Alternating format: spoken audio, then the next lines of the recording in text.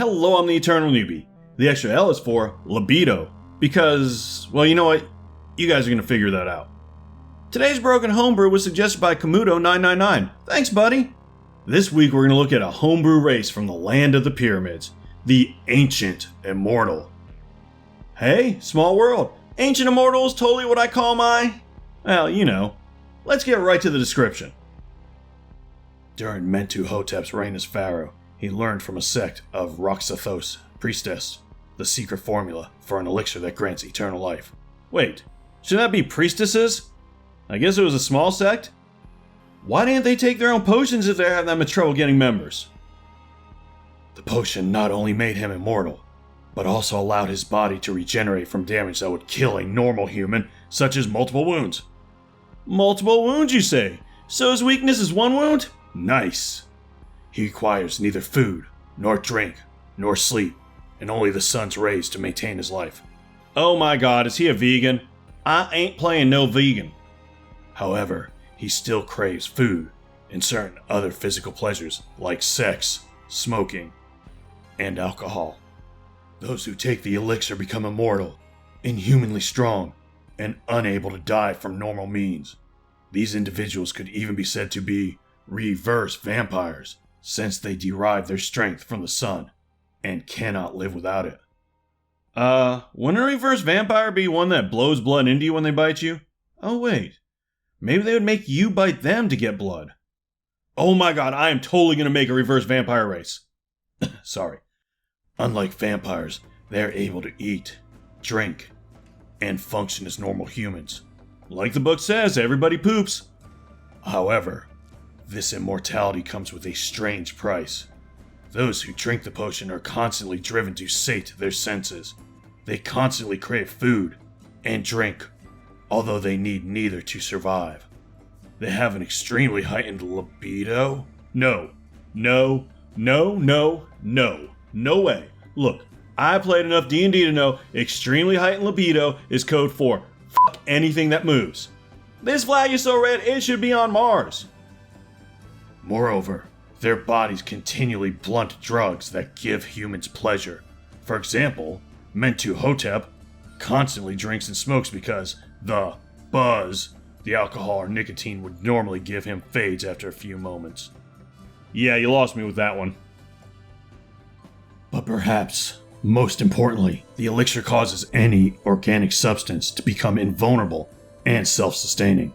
Having once tested upon livestock and crops in his own time, he had been horrified to find that such things transformed by the elixir cannot be digested and continue to regenerate, even inside the intestines, with bloody and gruesome results. Ew! Alright, I can't be the only one picturing a cow bursting out of some dude's stomach alien style, right? That would make an awesome horror movie. But it might just put you in a bad mood. Sorry, I couldn't help myself. And once the elixir is used, blah blah, you know what, we get the point. Let's move on. Enough of the fluff. Time to move on to the character traits. I'm going to start with the normal, not insanely overpowered stuff for this race. Natural athlete. You have proficiency in the athletic skill. Powerful build. You count as one size larger when determining your carrying capacity and the weight you can push, drag, or lift. This now concludes the normal not OP portion of this video. Thank you. Alignment. Due to being immortal and almost impossible to kill, the elixir is a well-kept and guarded secret, only given to those select few deemed worthy. Well, that tells me exactly nothing. What does it take to be deemed worthy? Good credit score? Being able to pat your head and rub your tummy at the same time? Ooh, I bet it's being able to do the cha-cha slide. Age. Pharaoh's lifespan stretches millennia. They enter adulthood in the late teens and can only be destroyed by an extreme, all-consuming fire, as in sustained dragon fire, or an elder volcano. Bullcrap, we read earlier a wound can kill them. Or was it a reverse vampire? By the by, what exactly is an elder volcano? Aren't all volcanoes old?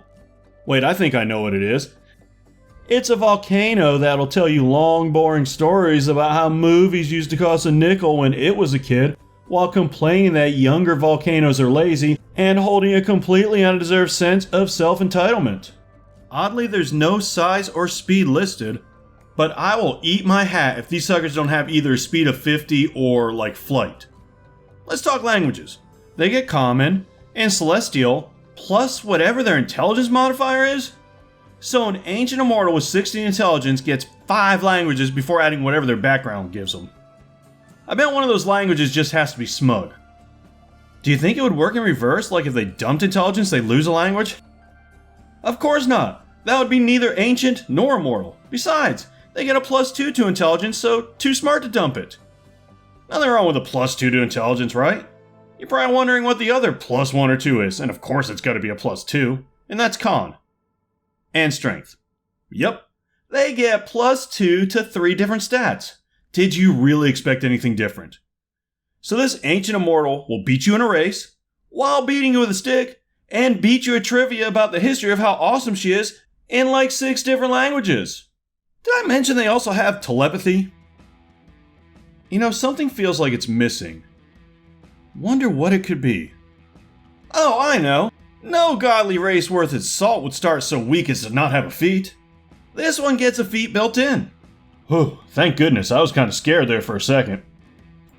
Telekinetics. Let's see what it has to say. You learn to move things with your mind. You gain the following benefits. You learn the Mage Hand cantrip. You can cast it without verbal or somatic components, and you can make the spectral hand invisible. If you already know the spell, its range is increased by 30 feet. Your intelligence ability modifier is the ability increased by this feat? What? What does that even mean? Well, let's look it up. So this feat also gives you a +1 to intelligence? Let me get this straight. This race starts with +2 to con, +2 to strength, and now a +3 to intelligence? Sucks to be all those losers that use books to learn, right? You could have just taken a potion. But what good is a big brain if you can't use it to shove little brains around?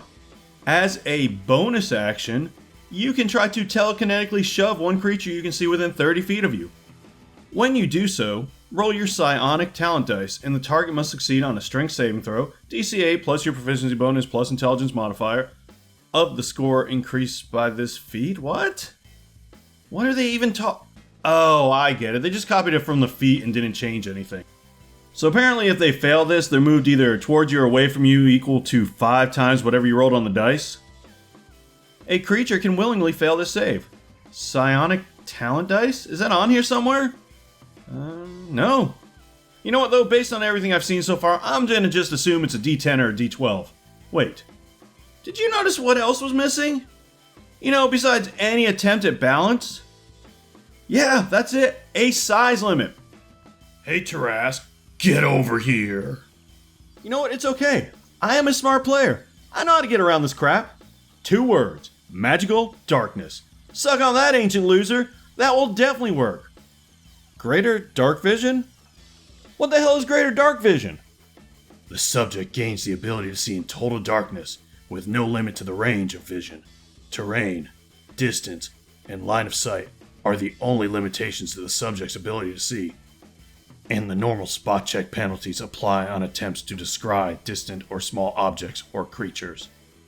The subject can see in only black, white, or gray shades. Greater dark vision can see in magical darkness as well. I love how they just added that in, like, oh, hey, by the way, screw your magical darkness like it was Eddie Murphy's couch. And no range? Hey, I can see the back of my head. Crap, is my butt really that big? Time to get a Thigh Master. Y'all know I had to save the best for last, right? I mean, sure, it's got more languages than the United Nations, can pull a dragon out of the sky, and can see into your soul, but you ain't seen nothing yet. You know what I really hate about D&D? Well, yes, but I was talking about not having anything insanely overpowered to do with your free action, of course.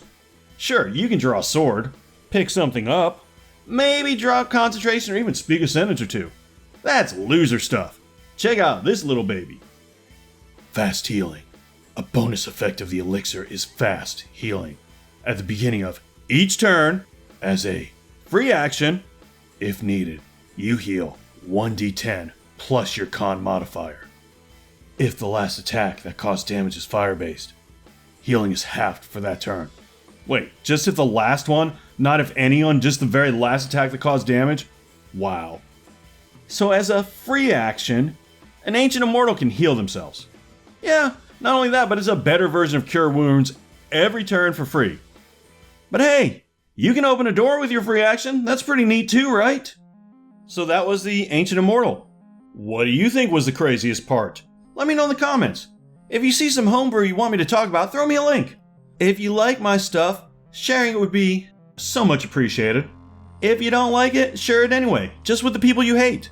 Thank you so much for watching, and remember, play your character. Don't let your character play you.